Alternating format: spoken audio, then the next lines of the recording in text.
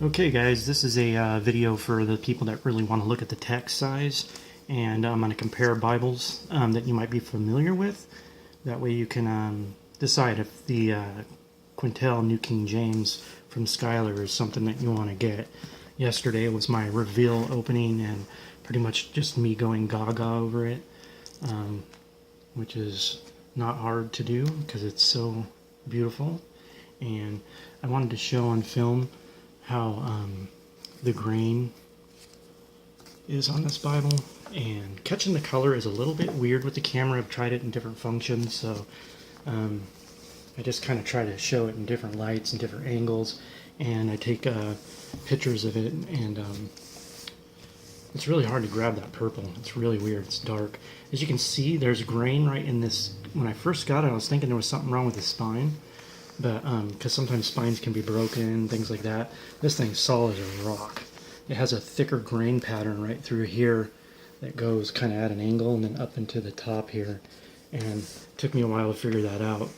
So it gives it kind of a unique characteristic. It's not defective or anything like that. Just, it's, you know, leather, it's natural grain, so you're going to get little nuances and stuff in your cover that's going to be a little different than everybody else's. So you can see the grain pattern there. Really pretty. It kind of reminds me of the Omega Bibles that I've seen online, like the ESV Omega has that same kind of grain texture on some of them that I've seen. Really pretty goat skin, and these ribbons are just awesome. But anyways, let's quit gone over this thing. It's so beautiful. I want to show, actually, I'm going to show you guys the size. This is the Thompson chain from Church Bible Publishers. I've done a video on that if you want to see that one. It's a beautiful Bible. And let's see, I got my R.L. Allen long primer. So if you're familiar with that book block, it's a little bit smaller because of it doesn't have the Yap. It's not the Yap version. But this is Thompson chain book block, which is a normal King James book block from Kirkbride, just bound by Church Publishers. So you got that, and then as you can see, I'll put the NASB Allen next to it, and they're almost identical in a footprint. It's a little bit different. Let's see. As you can see, the NASB is actually a little bit wider there. And obviously the NASB is going to be a little bit thinner because it's the thin line. So yeah, there you go. It's not a big Bible at all. You know, some people think that it looks really big online, and I thought so too when I first seen it, because people were saying, hey, you know, it's a big Bible, but for me it's not. I think some people are just getting really used to having their smaller thin line Bibles, and this is a normal size Bible from anybody that's, you know, had Bibles in the past, especially like Thomas Nelson book blocks for a normal size Bible. It's kind of like that. So here's the King James next to it, Thompson chain. That way you guys can get a view of that if you've had a Thompson chain before or been around one. It's almost the same exact thickness. So, and the footprint. There you go. It's actually a little bit wider than Thompson chain is. So it's actually a little bit more narrow than other Bibles. So here's the Allen long primer on top of there. Now that book block, I would say, is right on the money. It's the exact same width as the long primer. So footprint wise, it is almost identical, which is really weird because you put them like that and it doesn't look the same. It's just because this has a tiny little bit more gap that hangs over that edge. So yeah, so you see when you look down on it like that, it looks a lot bigger, but it's actually not. So just wanted to show people that. And I have the Clarion. So show you the footprint there of the Clarion. So if you're familiar with the Cambridge Clarion, that'll give you an idea also of how thick it is, if that's a Bible you have and don't have these other ones. But There you go. So let's take a look at the text. Do a quick opening here. Now, I actually have worked this in a little bit. Honestly, this is probably the most softest. I compare it to a Cambridge Concord, but man, I guess it's right on the money with the Cambridge Concord. I'd say the leather though is it just has a more soft, luxurious feel to it, especially since they use a leather liner instead of that synthetic stuff, which I don't mind. But this just, so much better. I like this a lot better. But now that I've worked it in, it opens up right too. And I mean, working it in means I just went through and kind of opened the pages and put a little pressure down like this on each page and just kind of pull the book block away from the center. So now it just opens up nice and even. So let's take a look at this text. I want you guys to be able to get a good view next to familiar text for you. Now this is going to be a lot darker because as you can see here on camera, if you're familiar with the Cambridge Clarion, it has a softer type text to it. It's not as, like just black, dark print in your face kind of print, but it's very clean and crisp all the way through. It's very easy on your eyes, and it's hard to explain how nice the print is in these Quentels until you actually have one. It's just beautiful. So it reminds me a lot of this. The Clarion has the same exact print ink style. It's a little bit darker, not much. I say that they're probably using the same, since it's coming from the same printers, Youngblood.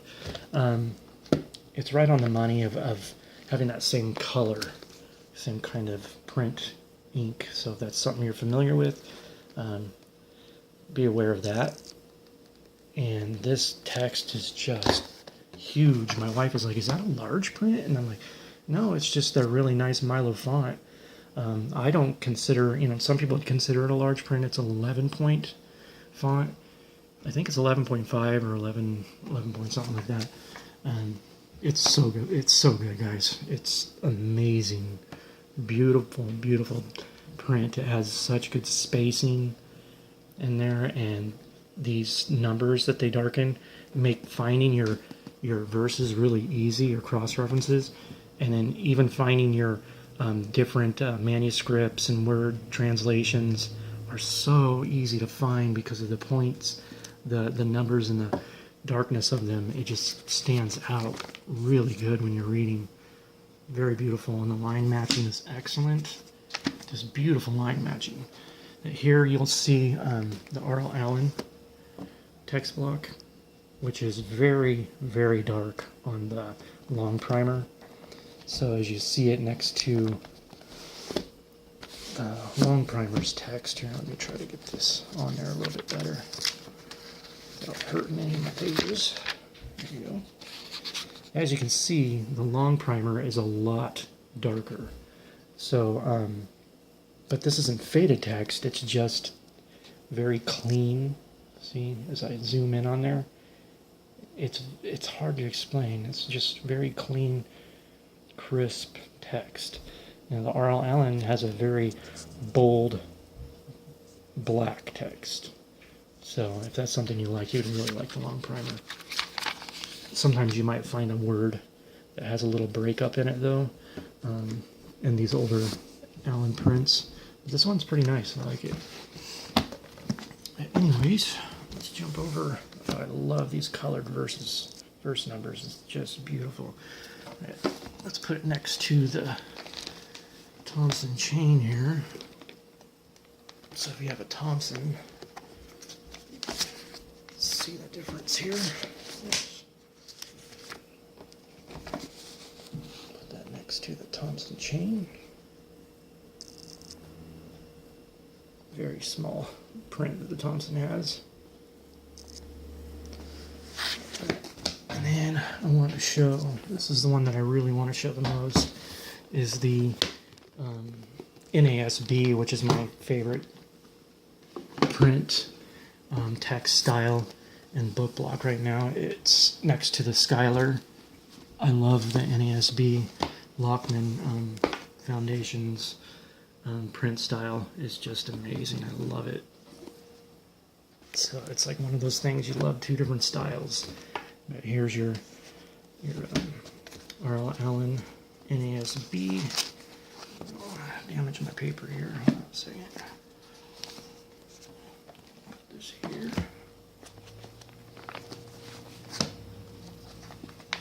Open that up. And there you go. Sorry about that, guys. Anyways, so here is the NASB. So if you own one of those and you want to see it next to the Schuyler, there you go. You can zoom in on that if you guys want. Pause it or whatever.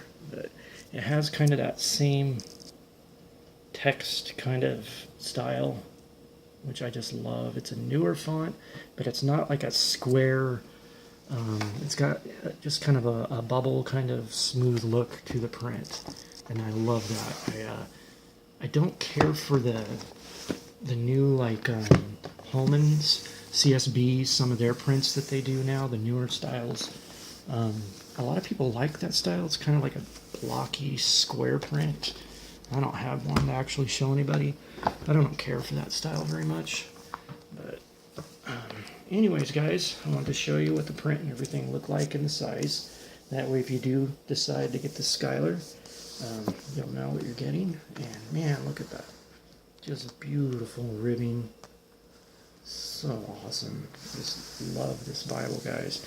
And I cannot tell you how absolutely supple the softness of this leather is, like worry-free. I mean, you do not have to even think about it getting wrinkled up, or I mean, it is just super, super soft. And I highly recommend, if you're on the fence for getting a Schuyler, to get one, because it is amazing.